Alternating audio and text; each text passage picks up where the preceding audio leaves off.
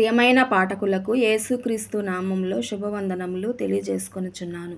ప్రియులారా, క్రైస్తవులమైన మనము ప్రతిదినము ఒక అధ్యాయము దేవుని వాక్యము చదువుట మన జీవితములకు, మన కుటుంబములకు ఎంతో దీవెనకరము, ఆశీర్వాదకరము కావున ఈరోజు మనము మత్తయి సువార్త 8వ అధ్యాయము చదువుకుందాము. ఆయన ఆ కొండ మీద నుండి దిగి వచ్చినప్పుడు బహుజన సమూహములు ఆయనను వెంబడించెను.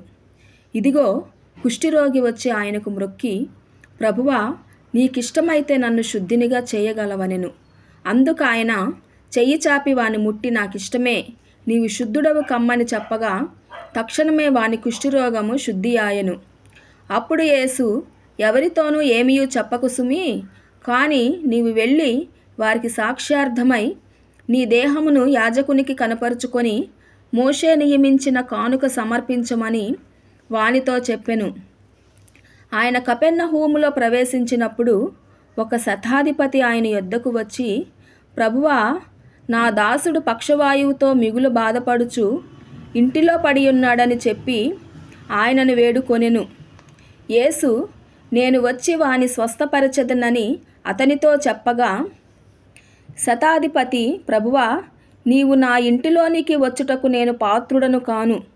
నీవు మాట మాత్రము సెలవిమ్ము, అప్పుడు నా దాసుడు స్వస్థపరచబడును. నేను కూడా అధికారమునకు లోబడిన వాడను. నా చేతి క్రింద సైనికులున్నారు. నేను ఒకని పొమ్మంటే పోవును, ఒకని రమ్మంటే వచ్చును.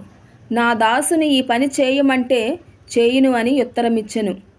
యేసు ఈ మాట విని ఆశ్చర్యపడి వెంట వచ్చుచున్న వారిని చూచి, ఇశ్రాయేలులో ఎవనికైనను నేనింత విశ్వాసమున్నట్టు చూడలేదని నిశ్చయముగా మీతో చెప్పుచున్నాను.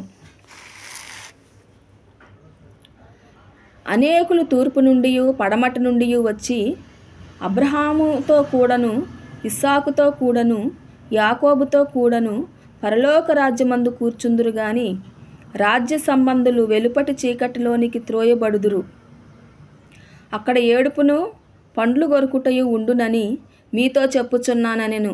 అంతటా యేసు, ఇక వెళ్ళుము, నీవు విశ్వసించిన ప్రకారము నీకు అవునుగాకని శతాధిపతితో చెప్పెను. ఆ గడియలోనే అతని దాసుడు స్వస్థత నొందెను.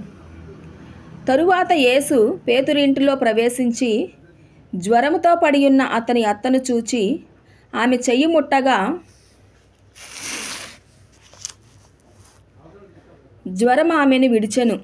అంతటా ఆమె లేచి ఆయనకు ఉపచారము చేయసాగెను.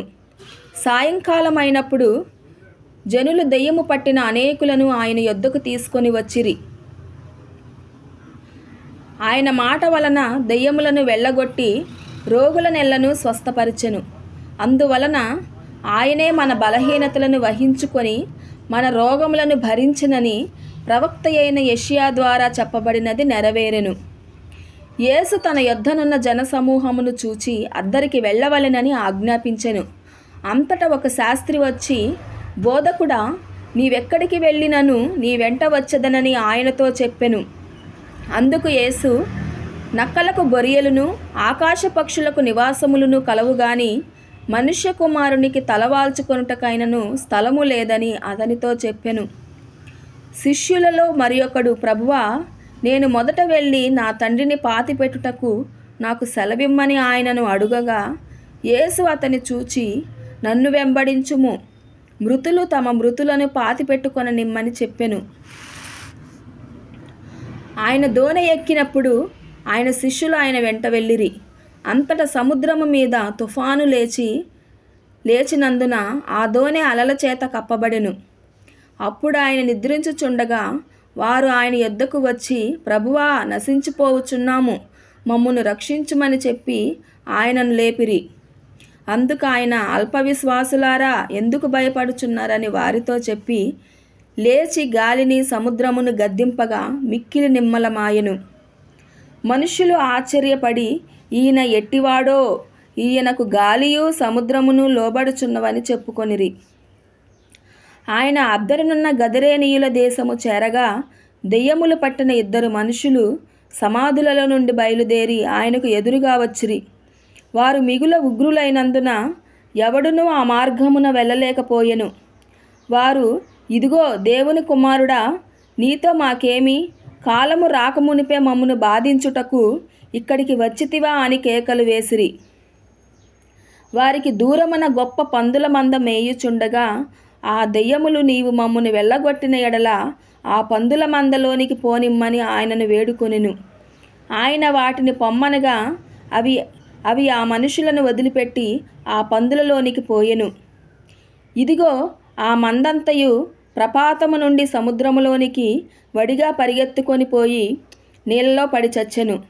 వాటిని మేపుచున్న వారు పారిపోయి పట్టణములోనికి వెళ్ళి జరిగిన కార్యములన్నీయు దెయ్యములు పట్టిన వారి సంగతియు తెలిపిరి. ఇదిగో ఆ పట్టణస్థులందరూ యేసును ఎదుర్కొనవచ్చి ఆయనను చూచి తమ ప్రాంతములను విడిచిపొమ్మని ఆయనను వేడుకొనిరి.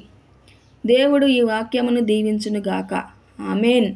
ప్రియమైన పాఠకులందరూ కూడాను ఈ వాక్యము మీకు నచ్చినట్లయితే ఈ యొక్క ఛానల్ను సబ్స్క్రైబ్ చేసుకొని లైక్ చేయమని కోరుచున్నాను.